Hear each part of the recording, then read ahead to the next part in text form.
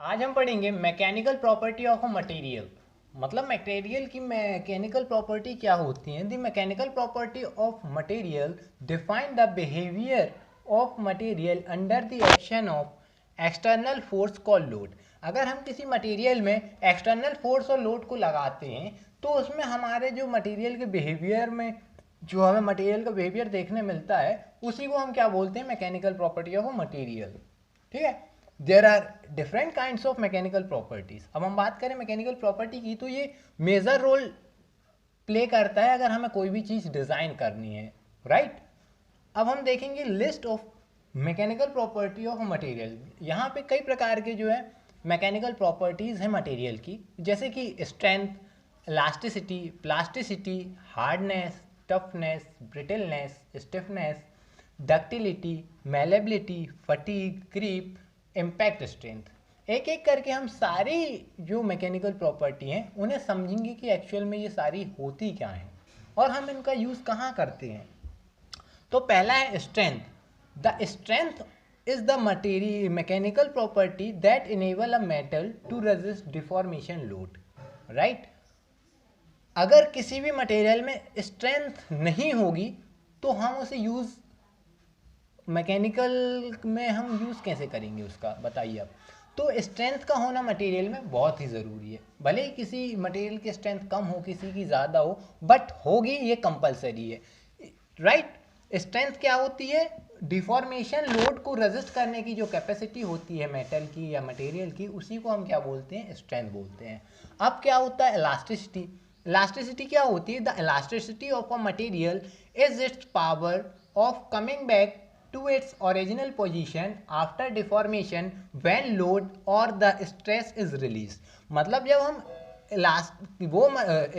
मतलब जो इलास्टिसिटी है ये मटेरियल की वो प्रॉपर्टी है जिस प्रॉपर्टी में हम इलास्टिक मटेरियल में फोर्स को लगाते हैं, राइट, तो वो डिफॉर्म हो जाता है। और जब हम फोर्स को रिलीज करते हैं और स्ट्रेस को रिलीज करते हैं तो वो अपने इनिशियल शेप साइज में और ओरिजिनल पोजीशन में रीगेन कर लेता है और ओरिजिनल पोजीशन में आ जाता है। इसी प्रॉपर्टी को हम क्या बोलते हैं? इलास्टिसिटी। जैसे कि रबर को देखा होगा, जब आप फोर्स लगाते हैं तो वो थोड़ा सा खिंच जाती है, जैसे ही आप फोर्स रिलीज करते हैं तो वो अपनी ओरिजिनल पोजीशन में आ जाती है। इसी प्रॉपर्टी को हम क्या बोलते हैं? इलास्टिसिटी। अब होता है प्लास्टिसिटी। अब प्लास्टिसिटी क्या होता है?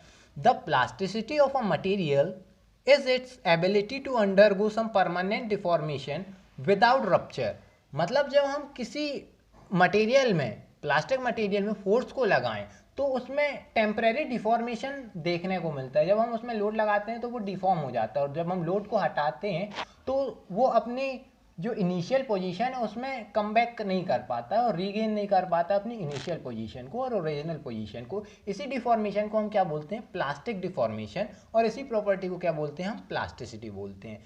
इसमें कोई भी रप्चर देखने को नहीं मिलता है, मतलब हमें डिफॉर्मेशन तो देखने मिलेगा बट रप्चर देखने को नहीं मिलेगा, राइट। अब क्या होता है hardness? The hardness is the ability of a material to resist scratching, abrasion, cutting और पेनिट्रेशन। ठीक है। तो हार्डनेस क्या होती है ये हम अपनी लैंग्वेज में देखें तो स्क्रैचिंग की जो resisting capacity of scratching of a substance is called hardness. मतलब अगर हम किसी भी चीज़ को स्क्रैच कर रहे हैं, जिससे स्क्रैच कर रहे हैं और जिसमें स्क्रैच कर रहे हैं, अगर हम नाइफ से स्क्रैच कर रहे हैं मेटल में, अगर मेटल में स्क्रैच आ जाते हैं मतलब हमारी नाइफ ज़्यादा हार्ड है, और अगर नहीं आते हैं मतलब हमारा जो मेटल है, मेटल की जो हमने स्पेसिमेन लिया हुआ है वो ज़्यादा हार्ड है। तो इसके थ्रू हम क्या समझ जाते हैं कि हार्डनेस क्या होती है, राइट। पेनिट्रेशन क्या होता है? मान लीजिए आपने वो जो अपने पेनिट्रेशन मतलब सुई, सुई को अगर हम मेटल में पेनिट्रेट करते हैं और अगर वो मुड़ जाती है मतलब कि वो हार्ड नहीं है, मतलब जो हमारा मेटल है वो ज़्यादा हार्ड है। अगर उसकी जगह हम क्ले लेंगे या प्लास्टिक में हम पेनिट्रेट करेंगे सुई को तो वो अंदर चला जाएगा। इसका मतलब क्या है? हमारी जो सुई है मेटल की, मेटेलिक निडल है, वो ज़्यादा हार्ड है, राइट। अब हम देखते हैं टफनेस क्या होती है। टफनेस क्या होती है? It is the property of a material which enable it to withstand shock और impact.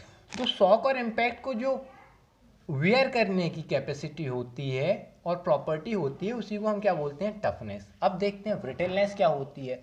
The brittleness of a material which enable it to withstand permanent deformation.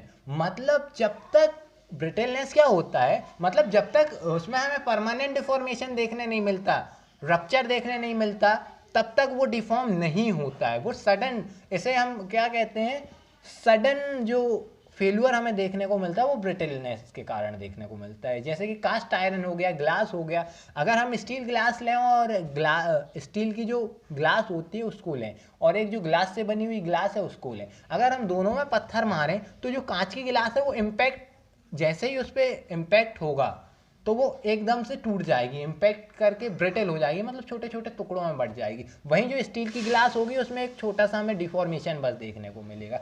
मतलब जो एक, मतलब कंप्लीटली डिफॉर्मेशन हमें उसमें देखने को नहीं मिलेगा, राइट। जो स्टील की गिलास है उसमें हमें कंप्लीट डिफॉर्मेशन देखने को नहीं मिलेगा, वो टूट के अलग नहीं हो जाएगी। लेकिन जो ग्लास है, क्योंकि सर वो ब्रिटल मटेरियल की बनी हुई है, तो उसमें हमें सडनली और ब्रिटल जो है एक बार में जैसे ही झटके से हमने उसमें फोर्स लगाया और वो बिखर जाएगी, राइट। इसी को क्या कहते हैं हम, ब्रिटलनेस कहते हैं। जो ब्रिटल मटेरियल होते हैं वो हाईली कंप्रेसिव स्ट्रेंथ को बियर कर सकते हैं, इम्पैक्ट लोड को बियर ज़्यादा नहीं कर पाते हैं, राइट। जो मतलब जैसे कि आपने देखा होगा लेथ मशीन हुई, लेथ मशीन में हम किसका यूज़ करते हैं, लेथ मशीन में हम कास्ट आयरन का यूज़ करते हैं। हम लेथ मशीन में कास्ट आयरन का यूज़ क्यों करते हैं, क्योंकि से वो ब्रिटल मटेरियल का होता है। कास्ट आयरन क्या है, ब्रिटल मटेरियल, तो उसमें जो कंप्रेसिव स्ट्रेंथ है वो बहुत ज़्यादा होती है, इसलिए हम क्या करते हैं, लेथ मशीन में ब्रिटल मटेरियल का यूज़ करते हैं। अब हम देखते हैं stiffness. The stiffness is the resistance of a material to elastic deformation और डिफ्लेक्शन। मतलब इलास्टिक डिफॉर्मेशन और डिफ्लेक्शन को रेजिस्ट करने की जो कैपेसिटी होती है उसको हम क्या बोलते हैं, स्टिफनेस बोलते हैं। अब क्या है, ductility. The ductility is a property of a material which enable it to be draw out into a thin wire, right? तो डक्टिलिटी क्या है, ये मटेरियल की वो प्रॉपर्टी है जिसके थ्रू हम किसी भी मटेरियल को और डक्टाइल मटेरियल को एक वायर के फॉर्म में कन्वर्ट कर सकते हैं, उसमें अप्लाई फोर्स, एक्सटर्नल फोर्स लगाने के बाद में। अब देखते हैं मेलेबिलिटी क्या होती है। The property of a material which permit it to be hammered, right, hammered or rolled into sheets of other sizes and shapes। मतलब जब हम मेलेबिलिटी जो प्रॉपर्टी है उसका यूज कैसे करते हैं, तो जो मेलेबल मटेरियल होगा उसमें जब हैमर्ड, मतलब लोड को हम अप्लाई करते हैं, मतलब हैमरिंग करते हैं और रोल करते हैं, तो उसको हम सीट के फॉर्म में और अदर साइजेस और शेप में कन्वर्ट कर सकते हैं। जैसे आपने देखा हो घर में जो स्टील की सीट्स होती हैं, लोहे की टीन की सीट होती है, उसको हम मेलेबिलिटी की प्रॉपर्टी होने के कारण ही उसे हम बना पाते हैं, राइट। अब हम देखते हैं फटीग क्या होता है। It is the term fatigue used to describe the fatigue material under the repeating applied load. It is the load affecting of repeating straining action caused the strain और break of the failure। मतलब जो repeated strain रहेगा, जब repeat हम किसी भी material में repeating load करने पर, मतलब हम साइक्लिक लोड अप्लाई करते हैं, तो वो एक टाइम पीरियड से पहले, मान लिया हमने डिसाइड किया कि 90 या 90 साल चलेगी और वो 80 साल ही फेल्यूर हो, 80 साल में हमें उसे फेल्यूर देखने को मिल गया। क्यों, क्योंकि से उसमें कांस्टेंट लोड और साइकिल, जो कांस्टेंट लोड है वो साइक्लिक लोड, मतलब साइक्लिक लोड लग रहा था, उसके कारण जो मटेरियल है वो समय से पहले ही फेल्यूर हो गया। तो ये क्या है, ये प्रॉपर्टी क्या है, यही प्रॉपर्टी है फटीग, राइट। अब कहेंगे सर फटीग और क्रीप को आपने एक ही कलर से शो किया है, तो हाँ, क्योंकि से ये जो है मिलती जुलती प्रॉपर्टी है। अब हम क्रीप को समझते हैं कि what is creep. Creep is a time dependent deformation when a certain applied load, right. जो क्रीप है ये टाइम डिपेंडेंट डिफॉर्मेशन है, right. Generally occur at high temperature, जो बेसिकली जो है ये हाई टेम्परेचर में देखने मिलता है, but also can also occur at room temperature in certain material. कुछ मटेरियल के लिए ये रूम टेम्परेचर में भी काम करता है, जैसे कि लेड और glass, Elbit much slower, right. जो क्रीप क्या होता है, एक टाइम, जैसे जैसे टाइम बढ़ता जाता है, एक कांस्टेंट हम लोड लगा रहे हैं किसी भी चीज़ में, और जैसे जैसे टाइम बढ़ता जाता है, टेम्परेचर बढ़ता जाता है, तो मटेरियल में टाइम और टेम्परेचर के कारण जो लोड हम लगा रहे हैं मटेरियल में, टाइम, टेम्परेचर और जो लोड हम लगा रहे हैं कांस्टेंट, उसके कारण जो फेल्यूर मिलता है उस प्रॉपर्टी को हम क्या बोलते हैं, क्रीप बोलते हैं, राइट। अब हम देखते हैं कि इम्पैक्ट स्ट्रेंथ क्या होती है। The impact strength is the ability of a material to resist suddenly applied load. मतलब सडनली लोड को हम अप्लाइड करते हैं, उसको रेजिस्ट करने की जो कैपेसिटी होती है उसको हम क्या बोलते हैं, impact strength, right. For example हमने ये मोबाइल की ग्लास में ये हमने इम्पैक्ट किया, तो इसमें क्या है, हमें कोई भी डिफॉर्मेशन देखने नहीं मिला। तो ये मैक्सिमम क्या होगा, एक लिमिट तक हम इसमें इम्पैक्ट करेंगे तो इसमें डिफॉर्मेशन नहीं मिलेगा, लेकिन अगर हम उस लिमिट को क्रॉस करेंगे तो ये हमारी स्क्रीन ब्रेक हो जाएगी, टूट जाएगी, राइट। तो वो क्या हो गया, अल्टीमेट इम्पैक्ट स्ट्रेंथ। मतलब उससे ज़्यादा लोड अगर हम लगाएंगे तो हमें मटेरियल में फेल्यूर को देखने मिलेगा, राइट।